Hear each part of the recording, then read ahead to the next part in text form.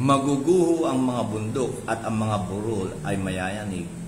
Ngunit ang wagas na pag-ibig ko'y hindi maglalaho at mananatili ang kapayapaang aking ipinangako. Iyan ang sinasabi ni Yahweh na nagmamahal sa iyo. Alam po ninyo, totoo po, marami pong mangyayaring bagay sa mundong ito. Ano po, ang sabi nga niya rito, maguguho ang mga bundok at ang mga burol ay mayayanig. Pero isa lang po ang nagbibigay ng pag-asa sa bawat sa atin at ng kumpiyansa sa bawat sa atin. Ang sabi po niya, ngunit ang wagas na pag-ibig ko'y hindi maglalaho. Sa kabila po ng mga pagsubok na dumarating sa ating mga buhay, hindi po nagbabago ang pag-ibig at pagmamahal ng Diyos sa bawat isa sa atin. Ito po ang lagi nating alalahanin, ito ang lagi nating isa-isip, ito ang lagi nating isa-puso, na nandyan ang Diyos na nagsasabi sa bawat isa sa atin na hindi nagbabago ang pagmamahal ko sa inyo.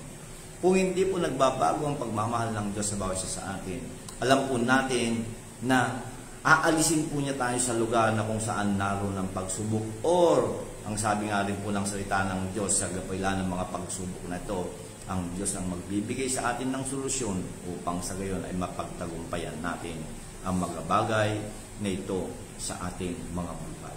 Mabuti po ang Diyos. Magpatuloy lamang po tayo sa pagtitiwala sa Kanya.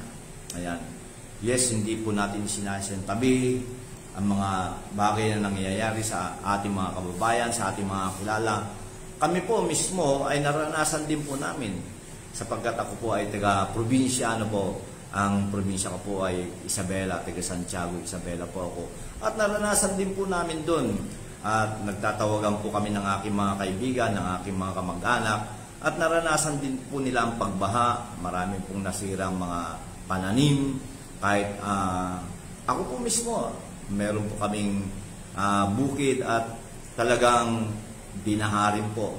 At hindi na namin alam kung ang mga pananim namin ay maanin pa namin o hindi. At kahit ang nanay po ng aking wife, ay binahari po sila sa loob daw ng bahay nila, ay umabot ng hanggang leeg. Pero alam po ninyo, ang kabutihan po ng Diyos, wala pong nasaktan. At kahit ganun po ang nangyayari, alam po namin na hindi nagbabago ang pag-ibig ng Diyos.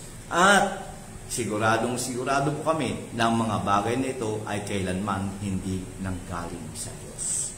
Nais ko pong sabihin sa inyo ngayon, kailanman ang lahat ng bagay na hindi mabuti na dumarating sa buhay ng tao ay hindi galing sa Diyos. Sapagkat mismo ang sinasabi ng salita ng Diyos, na mismo ang Panginoong Hesus sa John chapter 10 verse 10, ang sabi po niya, ang magnanakaw ay naparito upang magnakaw, pumatay at sumira. Wala pong ibang layunin ng magnanakaw, wala pong ibang layunin ng dyablo, si Satanas, kundi ang magnakaw, pumatay at sumira. Yun lamang po ang kanyang layunin sa mundong ito. Kaya kung meron po tayo nakikita mga pangyayaring ganito sa paligid natin o sa mundong ito, sa ating mga buhay, tandaan po natin lagi, ito ay galing sa dyablo at ito ay hindi galing sa Diyos kailanman. Tandaan po natin yan.